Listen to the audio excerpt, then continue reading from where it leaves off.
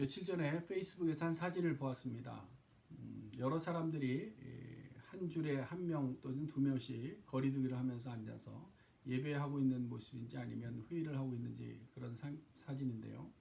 그 정면에 보니까 두 개의 배너가 이렇게 붙어 있는데 한쪽 배너에 교회다운 교회라는 표가 붙어 있는 것을 봤습니다. 그래서 이것이 뭔가 하고 자세히 들여다보니까 위에 또 한 줄이 더 있었는데 주님이 기뻐하시는 교회다운 교회 이렇게 되어져 있는 겁니다. 아마도 오늘날 교회들, 많은 교회들 중에서 실망스러운 교회들을 바라보면서 우리 교회가 주님이 기뻐하시는 교회다운 교회가 되자라는 의미에서 이런 표를 만든 것 같습니다. 또 어느 교회 건물을 보니까 외벽에 예배 시간에 공지하는 광고를 이렇게 기록해 놨는데 그 위에 교회로 교회되게 하라라는 문구를 크게 써놓은 것을 보았습니다.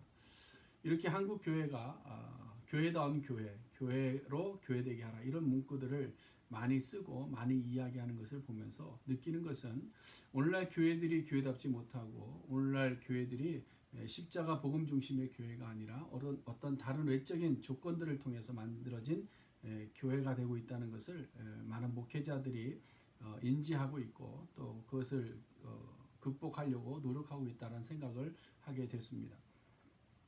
그럼 왜 이런 표까지 내걸고 발버둥 치면서 교회를 바로 세우려고 하고 교회다운 교회, 교회로 교회되게 만드는 일들에 힘쓰고 있느냐 질문을 이렇게 던져봤는데요. 그 대답을 사실은 오늘 본문에서 좀 찾아볼 수 있었습니다. 그래서 오늘 본문을 가지고 교회로 교회되게 하소서라는 제목으로 말씀을 함께 나누려고 합니다.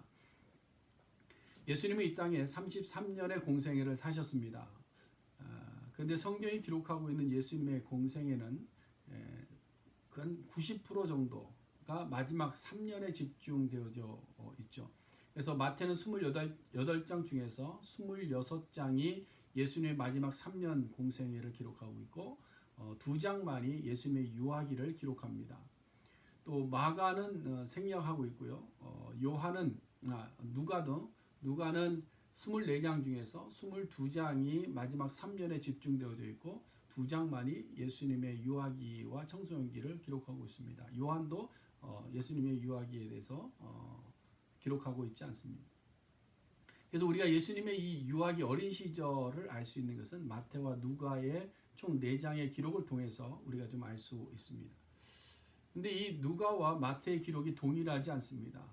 누가는 조금 더 긍정적인 내용들을 많이 담고 있어서 목자들이 와서 경배했던 내용이라든지 아니면 예수님께서 성전에 올라가서 정결의식을 행했던 거라든지 아니면 12살이 되어서 성전에 올라가서 가르치셨던 일들 이런 것들을 기록하고 있는 반면에 이 마태는 조금 부정적이거나 좀 어두운 면들을 많이 기록하고 있습니다. 그래서 마태가 기록한 예수님의 유아기를 한 4가지로 구분해서 생각해 볼 수 있는데요. 첫 번째는 지난 시간에 본 대로 예수님께서 나면서부터 박해를 받으시고 핍박당하신 내용입니다. 그래서 헤롯을 통해서 적대 세력이 생겨나면서 외부적인 박해가 있었고 또 내부적으로도 박해가 있었다는 내용이고요. 두 번째가 이제 오늘 본문인데 예수님은 나면서부터 애굽으로 도피해서 살아야 되는 망명생활을 했다는 사실입니다. 그 다음에 세 번째가 이제 16절부터 나오는 헤롯 대왕이 예수님을 죽이기 위해서 예수님을 죽이는 실패하고 나서 이스라엘 땅에 있던 그 영아들 중에 2살 밑의 영아들을 다 죽이는 사건들이 이제 거기에 나옵니다. 또 네 번째는 이제 헤롯 대왕은 죽었는데 예수님께서 갈릴리 나사렛으로 옮겨 가셔서 작은 동네에서 자라셨던 내용들을 기록합니다. 이 4가지 중에서 이제 지난주에 첫 번째 이야기는 우리가 함께 나눴죠. 그래서 우리에게 예수님을 정말 대적하고 예수님을 핍박해서 예수님의 마음을 아프게 한 것은 외부적인 핍박이 아니라 사실은 내부적인 핍박이 있었다라는 것을 우리가 보았습니다. 그 다음에 이제 오늘 두 번째 내용을 우리가 함께 볼 텐데요. 오늘 두 번째 내용은 이 교회에 대한 비밀을 오늘 말씀 안에 좀 담고 있는데 이 교회의 비밀을 먼저 정의하고 말씀을 시작하면 교회란 애굽에서 불러낸 모든 자들이 교회입니다. 다시 한번 보면요. 교회는 애굽으로부터 불러낸 모든 각각 개개인들이 교회입니다. 그러니까 저와 여러분들이 죄악 가운데서 우리를 불러내셔서 모두가 교회되게 하셨다라는 거죠. 그래서 교회라는 헬라어 단어가 에클레시아, 불러내었다라는 단어를 사용하고 있는 겁니다. 그럼 왜 오늘날 교회가 교회되지 못한다라고 이야기하고 교회다운 교회를 만들자고 이야기하고 교회가 교회되자라고 이야기를 하고 있느냐. 그래서 이 교회된 각 사람들이 이 교회라는 사실, 자기 개개인이 교회라는 사실을 잊어버렸거나 아니면 개인이 교회다라는 말의 의미, 교회에 대한 본질적인 의미를 바로 알지 못했거나 아니면 안다고 해도 그저 하나님의 선택을 받아서 우리는 특권을 누리는 자다라는 생각 가운데 특권의식을 강조하고 있거나 이런 겁니다. 그래서 오늘날 교회는 우리들의 삶에 나타난 현상들이 뭡니까? 그것은 다른 것이 아니라 하나님의 백성이기 때문에 하나님께서 우리를 지키시기 때문에 하나님께서 우리에게 복을 주시기 때문에 우리는 늘 행복하고 하나님 우리에게 늘 좋은 것만 주시는 분이다 라는 기복주의적인 신앙이 생겨나게 됩니다. 또 우리가 예수님께서 십자가에서 피 흘려 다 죽으셔서 우리의 죄를 사해 주셨기 때문에 하나님은 늘 우리에게 은혜를 베푸시는 분이다. 그래서 우리가 어떤 삶을 살아도 하나님의 은혜가 우리를 덮어주신다 라는 은혜 만능주의가 생겨난 겁니다. 그래서 여기서 더 한 발 나간 사람들이 하나님의 구원받은 백성들은 무슨 일을 해도 괜찮다. 어떤 짓을 해도 우리는 천국 간다 라는 구원파들이 생겨나게 된 겁니다. 근데 보세요. 오늘 본문에서 교회를 어떻게 이야기하고 있느냐. 하나님께서 우리를 불러낸 것에 대한 기쁨과 감사와 행복에 앞서서 앞에 붙은 말이 있습니다. 애굽으로부터라는 애굽으로부터. 이 말은 우리가 애굽에 있었던 존재라는 사실을 전제하고 있는 겁니다. 다르게 말하면 우리가 죄로 인해서 죽었던 자들이었는데 그래서 사도 바울이 로마서 5장에서 우리가 아직 죄인 되었을 때에 그리스도께서 우리를 위해서 죽으셨다라고 말씀하고 있는 거고 디모데에게 권면하면서 사도 바울이 디모데전서 1장에서 내가 죄인 중에 괴수다. 지금 복음을 전하고 선교 사역을 하고 또 후배 목사를 권면하면서도 이야기하는 것이 뭐냐면 나는 구원받은 백성이기 때문에 내가 어떻게 살아도 하나님께서 나에게 모든 일에 복 주셨다라는 것이 아니라 내가 죄인 중에 괴수다라는 것을 먼저 이야기하고 있는 겁니다. 그러므로 오늘날 우리 각자가 애굽으로부터라는 이 백그라운드를 제외하고 그저 하나님의 아들로 불러낸 자다. 그래서 영원한 나라를 보장받은 자다라고만 생각하게 되면 개인적인 이 모든 교회, 우리 각 성도들도 변질되어지고 변질된 교회들이 모여서 공동체를 이루니까 그 공동체마저도 변질되어지는 겁니다. 또 주님이 기뻐하시는 교회다운 교회가 되지 못하는 것입니다. 자, 그래서 오늘 본문을 통해서 우리가 이 부분에 대해서 한번 생각해 보려고 합니다. 오늘 본문의 줄거리를 보면 동방박사들이 아기 예수께 와서 황금과 유향과 몰약을 드리고 경배합니다. 그리고 밤에 잠을 자면서 이제 내일 가서 헤롯에게 예수가 어디서 났는지를 전하자. 그리고 우리는 우리 고향으로 돌아가자 하고 잠을 잤습니다. 근데 잠에서 하나님께서 이 동방박사들에게 이야기합니다. 너희들이 헤롯에게로 가지 말아라. 그래서 이 말씀을 듣고 동방박사들은 자기에게로 다른 길로 자기 고향으로 돌아갑니다. 그리고 나서 주의 사자가 이번에는 요셉에게 나타납니다. 요셉에게 말씀하시죠. 야, 헤롯이 아기를 죽이려고 한다. 그러니까 넌 빨리 일어나서 애굽으로 도망해라 라고 이야기합니다. 그래서 결국 요셉은 아기와 아내 마리아를 급히 깨워서 데리고 원하지 않는 애굽으로 가게 됩니다. 거기서 이제 헤롯이 죽을 때까지 이민 생활을 하게 되는 것이죠. 이것이 이제 역사적인 사실입니다. 예수님께서 애굽으로 피신하셔야만 됐던 역사적인 사실인데, 근데 이 역사적 사실에 대한 평가와 해석을 어떻게 하고 있는가 하면요. 호세아 선지자의 예언하신 말씀을 이루기 위해서 이렇게 됐습니다. 호세아 선지자가 예언하신 말씀을 이루기 위해서 요셉과 그 가족 예수님이 애굽으로 가게 되었다라는 겁니다. 다시 말해서 예수님께서 애굽으로 도망가셔야만 했던 이유는 하나님의 뜻이었다 이렇게 표현할 수 있는 거죠. 근데 여러분 요즘 우리에게 주어지는 이러한 어떤 어려움 속에 있을 때에 이것은 하나님의 뜻입니다. 하나님의 계획입니다라고 이야기하면 어떨까요? 돌맞습니다. 돌맞아요. 특별히 우리의 감정의 상처를 입은 사람을 찾아가서 불행한 일을 당한 사람에게 하나님의 뜻입니다라고 이야기해 보세요. 위로가 되는가? 하나님의 계획입니다라고 얘기해 보세요. 좋은 말이 돌아오는가? 돌아오는 말이 뭘까요? 만약에 그렇다면 나는 그런 하나님 안 믿어요 라고 이야기하는 겁니다. 여러분, 우리가 인생의 큰 어려움을 만나고 고난의 폭풍 속에서 자초할 위기를 만나게 되면 이렇게 하나님을 찾기도 하지만 사실은 도리어 하나님이 없다 하는 자들이 더 많이 있습니다. 그러나 여러분, 우리가 하나님의 자녀된 자들이라고 한다면, 하나님께서 우리를 여기서 불러냈다는 사실을 믿는다고 한다면 우리의 생각과 우리의 기대에 만족이 없다고 해도 우리가 하나님을 부정해서는 안 되는 겁니다. 왜냐하면 이것은 하나님을 알지 못하는 자들이 하는 행동이기 때문이죠.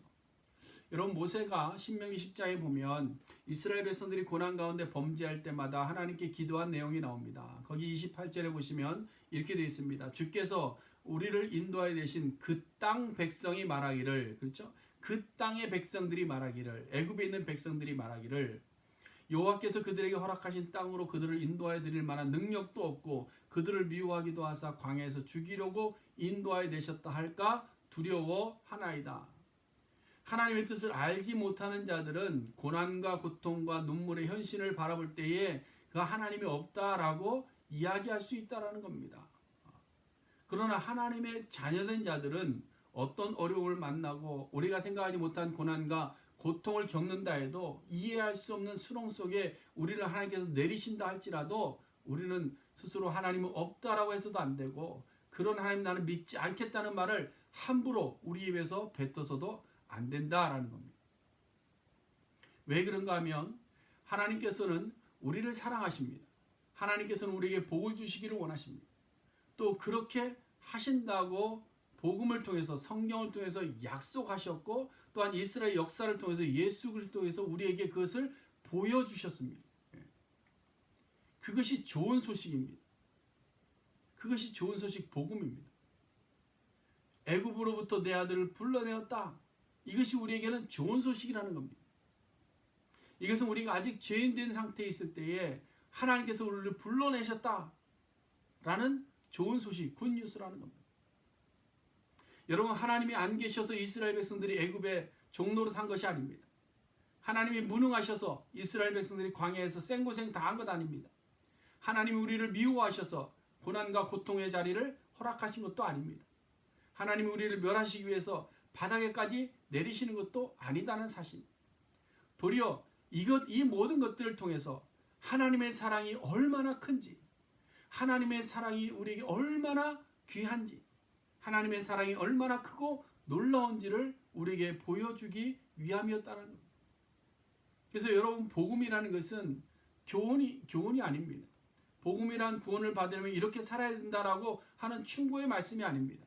복음은 우리가 행해야 되는 것이 아니고, 복음은 우리에게 이미 행해진 사실을 전해주는 좋은 소식이 복음입니다.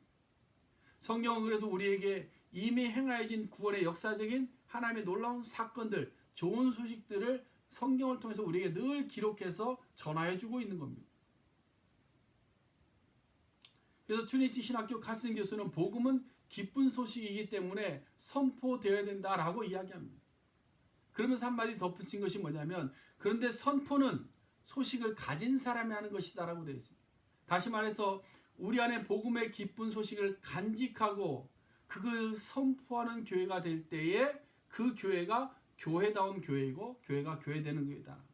주님이 기뻐하시는 교회가 될 수 있다라는 것이죠. 그래서 오늘 본문도 보시면 예수님께서 애굽으로 가셔야만 했던 역사적 사실이 불행이 아니라 우리에게 전해진 좋은 소식이고 우리가 선포해야 되는 복음이라는 사실이죠. 그래서 오늘 본문 15절에서 애굽에서부터 내 아들을 불렀다라는 말씀, 호세아 선지자의 예언의 말씀인데요. 이 예언의 말씀을 우리가 잘 이해를 해야 됩니다.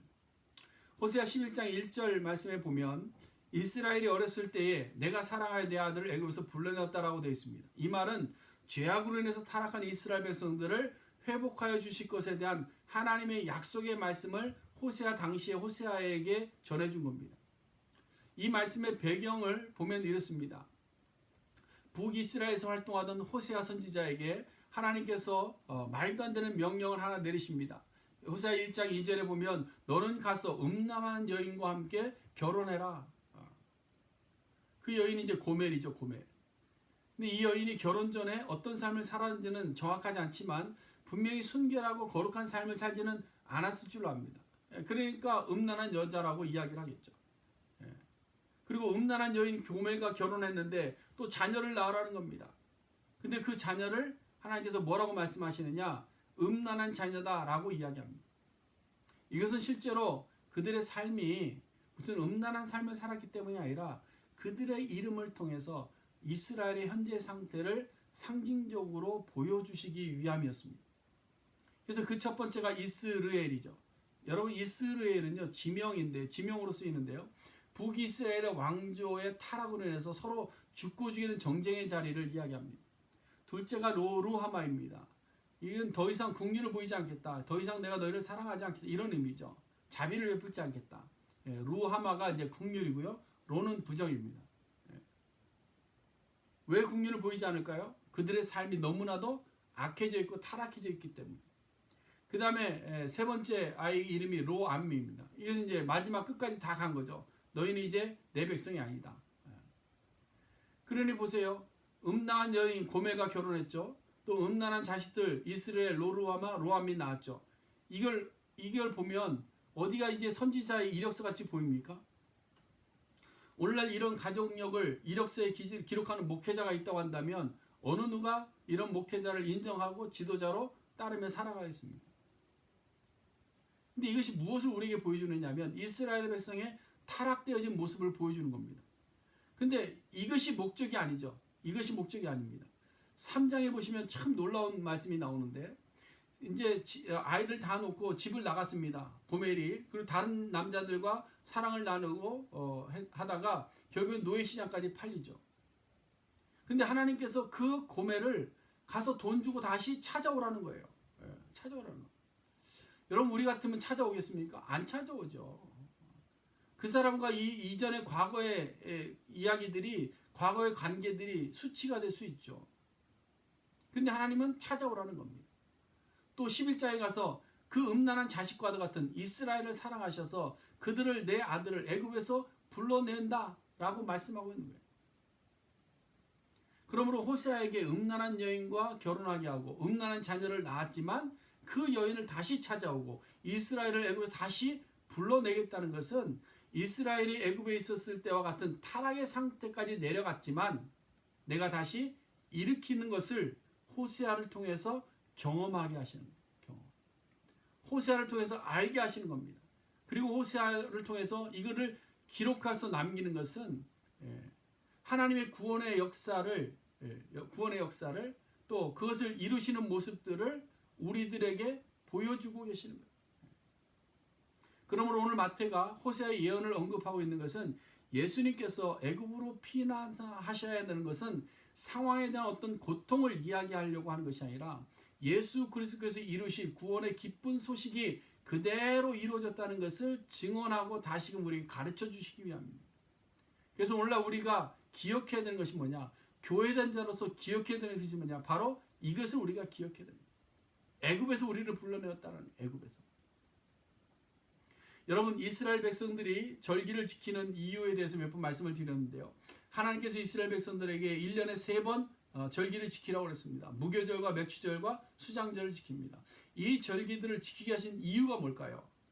다 뭐죠? 애굽에 있을 때에 종살이하며 고통하던 때에 너희를 구원하고 너희를 광야에서 고난 속에 있을 때에 광야 생활 40년 하는 동안에 너희를 지키신 일들을 너희가 기억해라. 그래서 1년에 3번 내게 보이라 말씀하고 있는 거예요. 예수님께서 성찬 예식을 제정해 주셨습니다. 그리고 영원히 지킬 규례라고 그랬습니다. 왜 그랬을까요? 너희가 죄인 되었을 때에 너희가 애굽에 있을 때에 내가 피를 흘리고 내 살을 찢어서 너희를 구원하였다는 이 좋은 소식, 이 역사적인 사실을 너희들이 기억하라는 겁니다. 기억. 그러므로 우리가 죄인 되었을 때에 우리를 불러내시고 우리의 죄를 사하신 그 사실을 우리가 잊지 말고 항상 기억하고 또한 우리의 입으로 선포하는 자가 되면 우리는 교회가 교회될 수 있는 줄로 믿습니다. 그래서 사도 바울도 우리의 복음을 선포할 때마다 늘 기억하며 전했던 것이 뭐냐면 구약의 역사입니다. 우리 조상들을 애굽에서 불러내셨다. 그러므로 우리가 각각 교회가 되고 또한 각각이 모여서 교회 공동체를 이룸에 있어서 가장 중요하고 우리가 잊지 말아야 되는 것은 하나님이 우리를 애굽에서 불러내셨다라는 이 귀한 사실입니다. 그것도 그냥 불러내신 것이 아니고 예수 그리스도를 우리의 몸의 값으로 치르시고 불러내셨다라는 겁니다. 이것을 우리가 고백하는 교회가 되어야 되는 겁니다. 마태복음 16장 16절에서 사도 베드로가 고백합니다. 주는 그리스도시요 라고 고백합니다. 주는 애굽에서 우리를 불러내신 메시아이십니다 라는 것을 고백한 거죠. 그래서 예수님께서 이 대답을 들으시고 이 반석 위에 내 교회를 세우겠다 하신 겁니다. 이것이 교회가 교회되는 대표적인 케이스죠. 다시 말해서 베드로의 올바른 신앙 고백이 주님이 기뻐하신 올바른 교회를 세우는 기초가 되었다라는 겁니다. 자, 그럼 이렇게 우리가 죄인 되었을 때에 우리를 부르셔서 교회가 되게 하신 것을 믿음으로 고백하게 되면 우리에게는 어떤 변화가 일어나느냐, 어떤 일들이 우리에게 벌어지느냐, 그래서 우리의 신분이 바뀌게 됩니다. 여러분, 우리의 신분이 바뀌게 되는 거예요. 어떻게 바뀝니까? 사망에서 옮겨 생명으로 들어간 신분으로 바뀌는 겁니다. 종의 신분에서 자녀의 신분으로 바뀌는 겁니다. 그 바뀌었다는 사실을 우리에게 복음을 통해서 우리에게 가르쳐 주셨고 또 그것이 우리의 마음속에 확신이 될 때 그것이 우리에게 좋은 소식이 되고 그 좋은 소식을 가진 자가 그것을 선포하게 되는 것. 이것이 바로 좋은 교회입니다. 이것이 좋은 그리스도인입니다. 근데 가끔 보면요. 당신은 크리스찬입니까? Are you Christian? 라고 물어보면요. 네, 그렇게 생각은 하는데 아직 좀 부족한 것 같습니다. 라고 하시는 분들이 있습니다. 그냥 있는 게 아니라 많이 있습니다. 여러분, 이 말은 아직 말씀대로 다 살아가지 못하기 때문에 완전한 크리스찬이라고 구원받은 백성이라고 말하기가 좀 부끄럽습니다 라는 겸손처럼 들리지만 여러분 아닙니다. 이것은 왜 이런 말을 하게 되느냐? 율법주의적인 구원관에서 비롯된 것이기 때문에 그렇습니다. 복음 좋은 소식은요, 우리가 앞으로 행할 일이 아니라니까요. 우리가 앞으로 이렇게 행해서 우리가 이것을 어떤 일들을 잘 행해서 구원 얻게 되는 그런 구원의 약속을 이야기하는 것이 아닙니다. 복음 좋은 소식은 뭐냐? 우리를 이미 애굽에서 불러내어서 우리가 사망에서 생명으로 옮겨졌다는 사실을 전해주는 소식이 구원, 복음의 소식입니다. 그러므로 오늘 우리 한 사람 한 사람이 바른 교회가 되기 위해서는요, 우리가 어떻게 구원을 받았는가 하는 사실에 대한 확신이 우리가 좀 필요한 겁니다. 그 확신이 있어야 돼요. 그것이 우리의 마음 깊숙이 뿌리를 박아야 됩니다. 예수님께서 우리를 애굽에서 불러내시기 위해서 자기 몸을 내어주셨다는 그 사실, 그리고 우리를 사망의 생명으로 옮겼다는 이 사실을 우리의 가슴 깊이 인식하고 확신하는 것이 필요합니다. 여러분, 구원은 복음을 듣고 우리가 은혜를 받아 변화된 삶을 잘 살았을 때 얻는 것이 아니라고 그랬잖아요. 구원은 우리가 애굽에 있을 때, 우리가 아직 죄인 되었을 때 하나님의 아들 예수 그리스도를 통해서 우리에게 사망에서 생명을 옮겨주신 놀라운 구원의 복된 소식, 이미 이루어진 사실입니다. 이러한 사실들을 우리는 이스라엘 백성들이 출애굽을 통해서 알게 되었고, 광야 생활 속에서 우리에게 반복해서 하나님께서 가르쳐 주신 것을 우리는 보았습니다. 또한 오늘 본문을 통해서 모든 예언과 가르침의 종지부를 예수 그리스도에서 찍는 것을 보여주고 계시는 겁니다. 그러므로 우리가 이 사실, 애굽에서 우리를 불러내었다는 사실을 잊어서는 안 되는 겁니다. 우리는 모두가 죄인의 자리에서, 사망의 자리에서, 영원한 죽음의 자리에서 예수 그리스도를 통해 은혜로 구원받은 교회가 되었다는 것을 한순간도 잊지 않는 저와 여러분 될 수 있기를 간절히 바랍니다.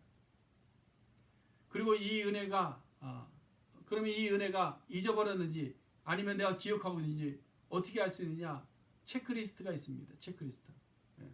그 첫 번째가 바로 하나님의 크고 비밀한 계획에 대한 절대적인 신뢰를 하고 내가 살아가느냐는 거예요. 내가 애굽에서 나를 불러신 하나님에 대한 절대적인 신뢰가 있느냐라는 겁니다. 여러분 오늘 본문을 보시면 부정적인 상황이 어떤 긍정적인 결과의 필요 조건으로 제시되고 있습니다. 애굽에서 내 아들을 불러내셨다라는 구원의 예언을 이루시기 위해서 요셉과 마리아는 아기 예수를 들쳐업고 고향으로도 못 가고 낯선 지방으로 도망을 해야만 했다. 이게 부정적인 상황입니다. 그러나 이 부정적인 상황이 긍정적인 결과를 이끌어내지 않습니까? 근데 이것이 우리가 예언의 성취 부분을 말씀을 통해서 우리가 다 보았기 때문에 좀 긍정적인 결과만을 보면서 은혜다라고 말하지만요. 당시 요셉의 입장에서 한번 생각을 해보시기 바랍니다. 과연 그러한 상황에 맞닥뜨렸을 때에 이것이 하나님의 은혜고 하나님의 계획 속에서 좋은 것을 주시겠구나라고 생각할 수 있겠는가? 여러분 요셉은요 천사를 미리 만납니다. 결혼하기 전에. 그래서 결혼도 하기 전에 자기의 그 약혼녀가 아이를 가졌는데도 불구하고 그냥 결혼하라는 겁니다. 그래서 말씀을 듣고 결혼을 했습니다. 그런데 이 아이를 놓을 때 보세요. 길거리와 같은 구유에서 그 아이를 낳습니다. 그것도 모자라서 헤로데에게 애매하게 쫓겨서 이제는 도망자 신세가 된 겁니다. 그래서 지금 빨리 도망가야 되는 그런 신세예요. 이 상황 속에서 오늘날 우리가 이 상황에 맞닥뜨렸다고 한다면 뭐라고 이야기하겠습니까? 하나님이 계시다면 이럴 수 없습니다. 아무 잘못 없이 이 위험을 감수하고 고난을 다 당했는데 하나님이 어떻게 나에게 이럴 수 있습니까? 나는 이런 하나님 믿을 수 없습니다. 라고 하지 않았겠습니까? 그래서 여기서 또 듣지는 못하는 대답인데요. 질문을 던져보겠습니다. 여러분은 하나님이 지금까지 언제나 행복과 기쁨과 만족을 주시고 나의 길을 평탄케 하셨기 때문에 그런 하나님이기 때문에 여러분은 하나님을 믿고 계시는 겁니까? 그렇다면 우리는 하나님의 크고 비밀한 계획에 대한 신뢰가 없을 수 있습니다. 만일 정말 우리가 생각한 대로 다 이루어지셨기 때문에 하나님을 믿는다고 한다면 우리는 우리가 측량할 수 있는 하나님의 지혜의 부여함을 신뢰하지 못하고 우리가 어려움 당하고 아픔을 당하고 고난을 겪을 때 하나님을 외면하며 부정할 수 있다라는 겁니다. 여러분 오늘 본문에서도 하나님께서 자기 아들을 애굽에 피난 보내신 일을 보세요. 정말 하나님이 예수님을 자기 아들로 생각하셨다고 한다면 그렇게 할 수 없는 것 아닙니까? 사람의 몸을 입고 이 땅에 보내신 것도 사실은 예수님은 그렇지 않으셨겠지만 우리가 육적으로 생각한다면 아들 입장에서 정말 이분이 내 아버지가 맞나? 그런 생각을 하지 않겠습니까?